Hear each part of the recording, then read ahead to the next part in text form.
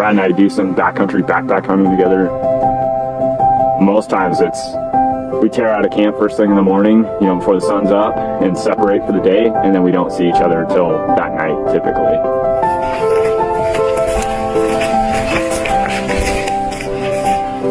I do enjoy solo hunting too, so I still get that when I go out with Brad because, we separate each day and we do our own thing and get to enjoy things on our own.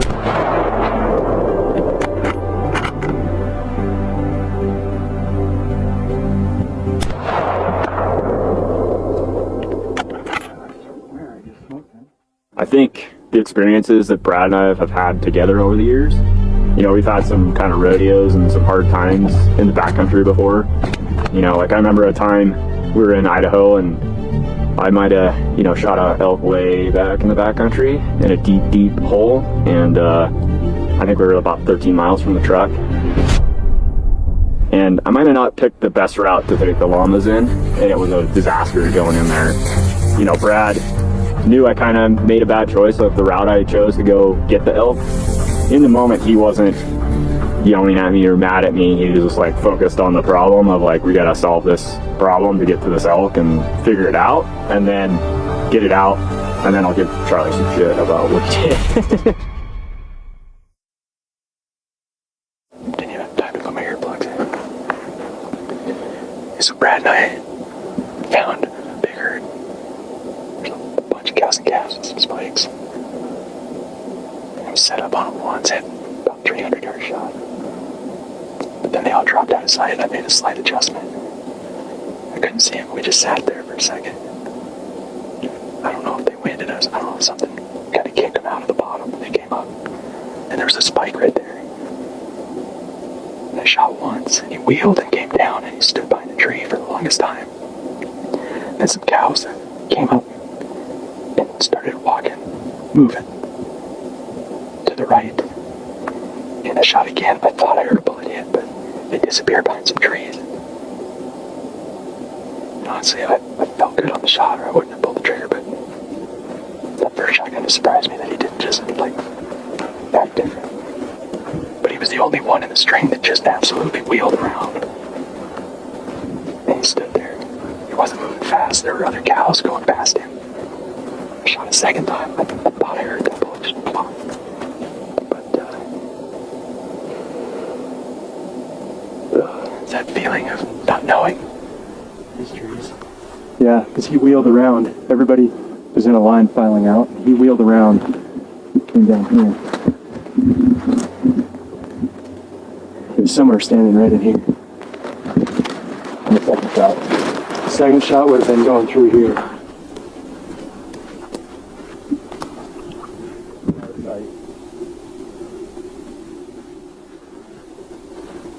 I think it was rushed, but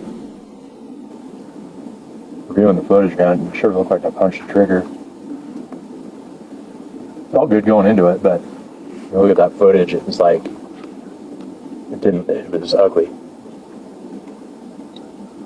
Bums me out. Yeah. And I think at this point I'm more disappointed in myself just because I know better. Yeah, but a clean miss is better than one. Yeah, for sure.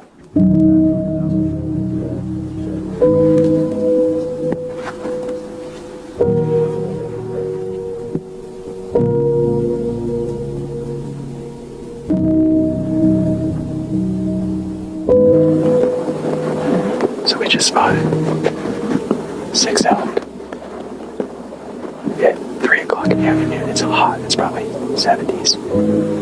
They're just cruising through open, broken timber. And they're kind of headed our way, so I think we're going to slide up the ridge here. There's a spike pole in there. We're going to slide up the ridge here and see if we can get in front of them. Maybe catch them milling across here.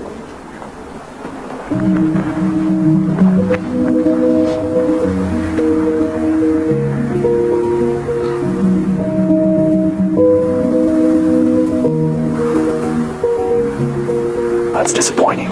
I don't know what happened. I've been laying here for, an hour. Watching these elk at 350 yards. could see 3 cows. And all of a sudden they just decided to trot that way. I don't know what happened. I don't know if they got our wind. They didn't see us move. Tony.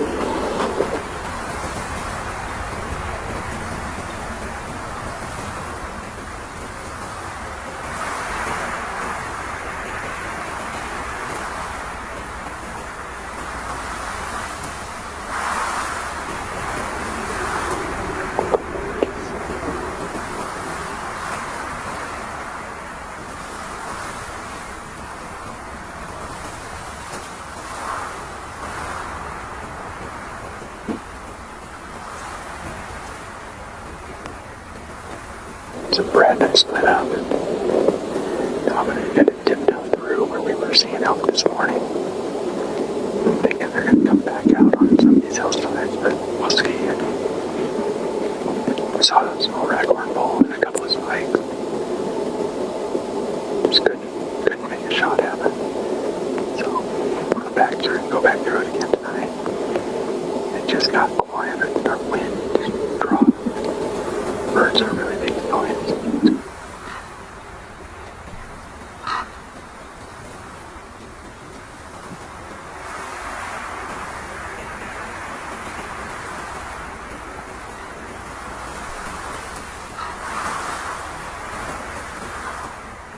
Another dark morning.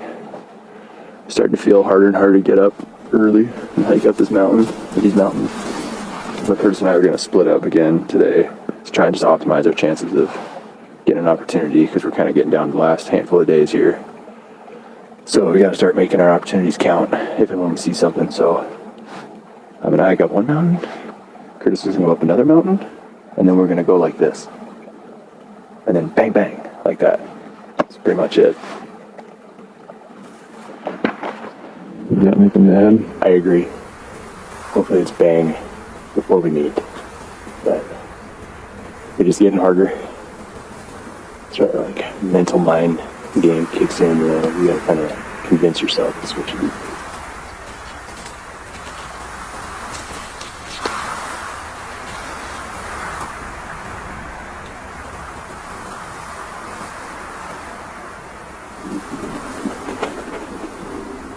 Been a pretty slow morning. I haven't seen a single elk, which is a bit of a bummer. I feel like this is not a area that seems to have a ton of elk, and I know I say that, and we saw a herd of like 100, but I think that was an anomaly. There are definitely elk around, but it's not like a super high density area for elk or deer. Just need that one opportunity.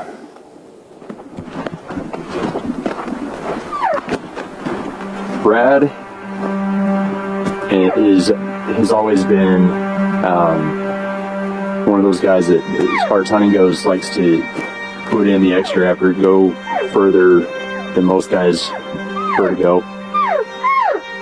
And when Brad met Charlie, he and Charlie really hit it off because they both have that same mentality to get back in there, get back in the mountains and backcountry farther and hunt harder than like just about anybody I've been around in the hunting community.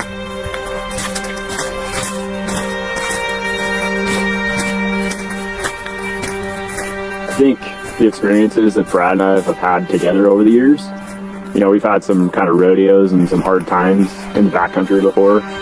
You know, like I remember a time we were in Idaho and I might have, you know, shot a elk way back in the backcountry in a deep, deep hole. And I think we were about 13 miles from the truck. And I went down there and shot this bull.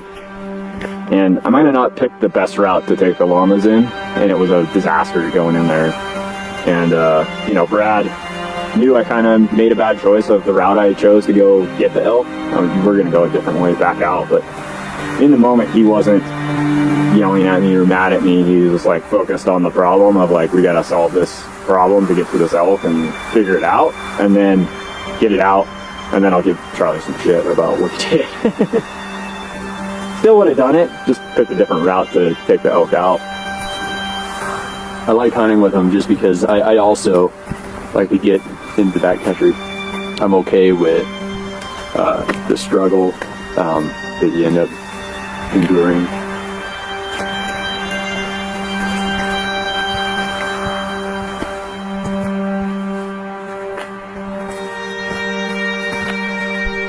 We got a cow and a spike.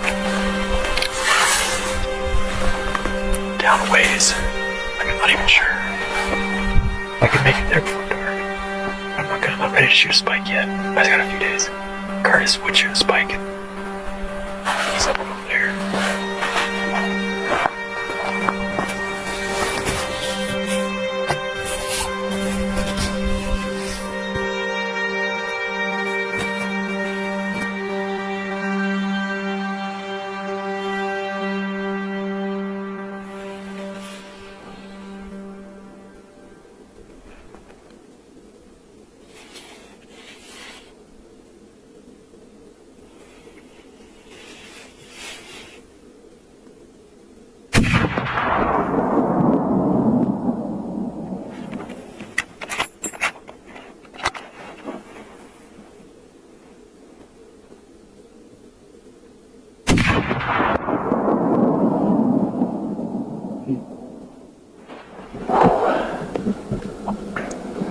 I'm not that picky when it comes to elk, like I am with deer.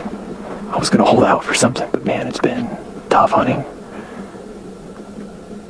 Been really tough hunting, so when I saw that thing pop out, I was like, he's gonna get it. I love eating elk. My kids love eating elk. I'm stoked. Let's go get him. And that's what draws me to hunt with those guys is I enjoy it. I struggle to keep up with them, but I also want to get back in there like they do. When people are in a bind, Brad doesn't dwell on that moment and get in the moment of chewing somebody out. We need to, have a solution here and figure this out and work as a team and focus on getting this done. And I've helped him a few times too. He's shot some stuff way back in there and had to have some help to go get it. And it's not enjoyable. Trophy spot. A couple years ago in the backcountry, he shot a deer way back in there, and I just spent some time packing mine out. And he's like, "Man, I need some help." And I was like, I put a lot of miles a few days before, and I was just like, "Yeah, let's do this. Let's get this problem solved." So I don't have a problem helping him out because I know he'll help me out.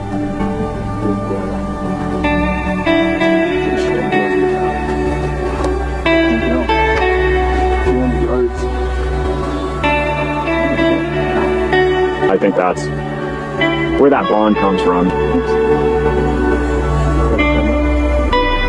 Helping the team out, making sure the team's done, getting everything off the hill before we all leave. And that's kind of the agreement to help each other until they're done. Where did you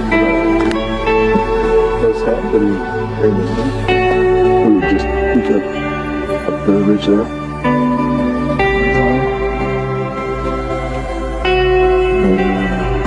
Came back down, came out about 4 or so. Just kind of cabin on things. Guys, I'm good. Probably decided about excuse me, I come down. I saw you when you were there. They're fun people to hunt with. They're great guys. Brad, not only is my brother, but so he's always pushing me a little harder. I try to push him as much as I can when I can't physically keep up with him. I have to start giving him a hard time, which I think is a good trade-off.